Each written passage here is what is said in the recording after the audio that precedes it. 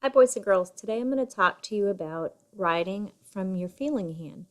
And yesterday you were supposed to make your feeling hand in class, and the day before you made your heart map.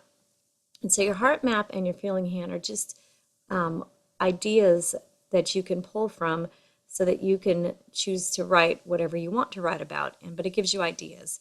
And we want you to become great authors writing your own journals and your own stories, and we want you to be able to have some ideas. So we had you make the heart map and the feeling hand. And this is my feeling hand, and so these are the feelings that I put in it. And this one is happy. It says an example is when I spend time with my family or friends. That's when I feel most happy. But that's not the only time I'm happy. That's just one example. Sad is what I put on another finger. And I put sometimes I'm sad when I miss my family that live in Arizona. When I'm sick or hurt, I'm sad.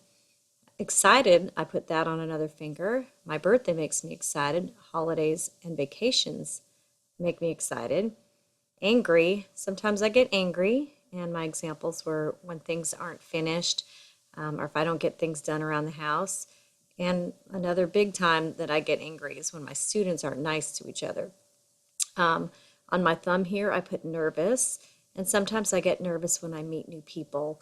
Also, when I do new things that I haven't tried before, I get nervous.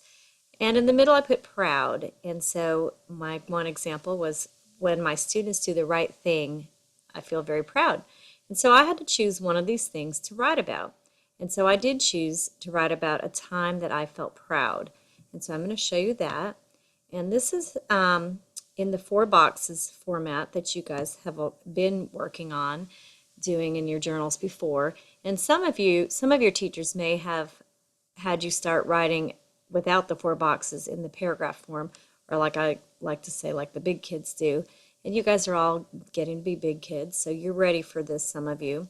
And some of you might still need the 4 boxes, and that's okay too. So just check with your teachers. But this one is first in the 4 boxes, and then I'll show you how it might look in the paragraph form. So at the top, I put a title, A Time I Felt Proud. So I chose that from my feeling hand, and you might choose something from your heart map. But I think your teachers are ready for you to start making a title for your writing.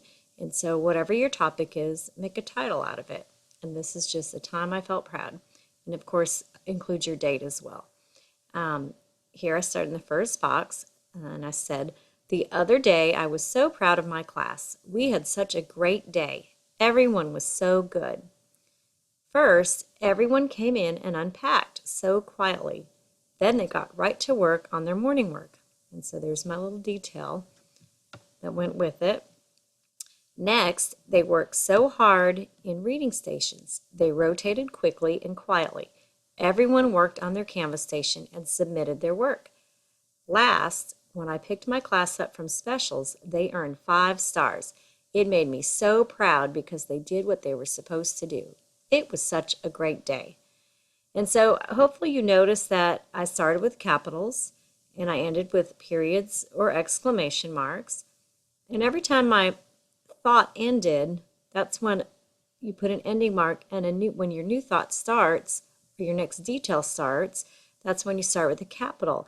And all of your teachers are looking for that in your journals, and we're grading for that now. So you need to try to go back and remember to do that. And you can't just go back and add them in anywhere. You have to go back and read and see where a good place is to stop. At the end of a thought is usually the end of your sentence. And then your new thought, or the next thing that you want to say about that sentence, is the next sentence. And you start that with a capital. Okay? And so this is what it looks like in the 4 boxes, but I'm going to show you how I did it just in the paragraph form. And a paragraph is just a few sentences put together. And usually it starts indented. And indented means that there's a space here, usually about a finger space, not a big space, but just about a finger space in. And you start writing the same as you would start with the 4 boxes. You'd start with your beginning as your first paragraph. And of course, there's my title at the top. And I just took the same thing that I said for my 4 boxes and I wrote it this way. And you don't have to do both ways. That's not what I'm showing you. I'm showing you 2 different ways. So your teacher may tell you to do 4 boxes, or your teacher might say, try to do it in the paragraph form. So this is the paragraph form. And I said the same exact thing. The other day, I was so proud of my class. We had such a great day. Everyone was so good. And notice again that I have capitals, ending marks, exclamation mark. There's a capital here and a period.